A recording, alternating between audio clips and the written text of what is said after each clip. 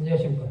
오늘은 로마서 7장 1절에서 4절의 말씀으로 율법과 죄 첫 번째라는 제목으로 하나님의 말씀을 나누고자 합니다. 본 말씀은 형제들아 내가 법하는 자들에게 말하노니 너희는 그 법이 사람이 살 동안만 그를 주관하는 줄 알지 못하느냐. 남편 있는 여인이 그 남편 생전에는 법으로 그에게 매인바 되나 만일 그 남편이 죽으면 남편의 법에서 벗어나느니라. 그러므로 만일 그 남편 생전에 다른 남자에게 가면 음녀라. 그러나 만일 남편이 죽으면 그 법에서 자유롭게 되나니 다른 남자에게 갈지라도 음녀가 되지 아니하느니라. 그러므로 내 형제들아 너희도 그리스도의 몸으로 말미암아 율법에 대하여 죽임을 당하였으니 이는 다른이 곧 죽은 자 가운데서 살아나신 이에게 가서 우리가 하나님을 위하여 열매를 맺게 하려 함이라. 사도 바울은 법으로 율법과 죄에 대해 혼인관계로 비유하고 있습니다. 그는 법 아는 자들에게 말합니다. 너희는 그 법이 사람이 살 동안만 그를 주관하는 줄 알지 못하느냐고 말합니다. 이것은 법의 유한함을 말하는 것입니다.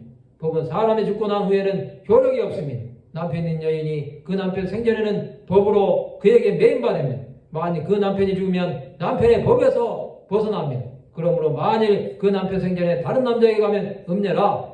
법은 사람의 삶을 제한적으로 구속합니다. 그러나 만일 남편이 죽으면 그 법에서 자유롭게 되는 것입니다. 이것은 이제 그에게서 벗어나도 문제가 없다는 것입니다.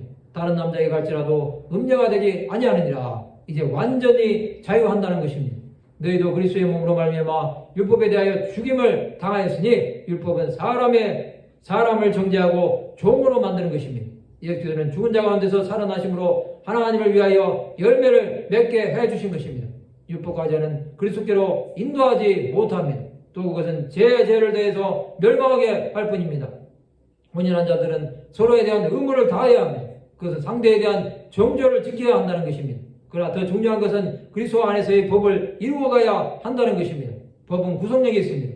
하나님의 말씀은 1.1핵이라도 변할 수 없는 것입니다. 사람의 의무도 지켜야 할 뿐 아니라 하나님의 법은 더욱 지켜야 하는 것입니다.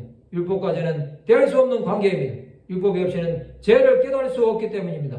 사람의 기준으로는 죄가 아닌 것도 하나님의 관점에서 보면 죄가 많습니다. 그것은 하나님보다 가족을 사랑하고 세상을 더 사랑하는 것도 죄가 되는 것입니다. 율법에 대하여 죽은 우리는 그리스도를 위하여 살아야 합니다. 그리스도께서는 율법의 죄를 속량하시고 우리를 구원해 주신 것입니다. 이제는 자유하는 자가 되어 열매를 맺는 자들이 되어야 합니다.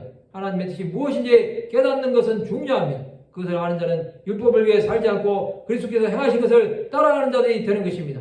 그리스도와 함께 십자가에 못 박힌 자는 죽은 자입니다. 성도 여러분, 하나님을 위하여 열매를 맺는 자들이 되시기 바랍니다. 그는 우리를 위하여 고난을 당하시고 죽으심으로 율법의 저주에서 속량해 주셨습니다. 그러한 자는 주를 증거하는 자들이 되어야 합니다. 말씀을 마치고자 합니다. 율법과 죄에 대해 죽고 하나님을 위해 열매를 맺는 하나님의 백성들이 되시기를 주님의 이름으로 축원합니다.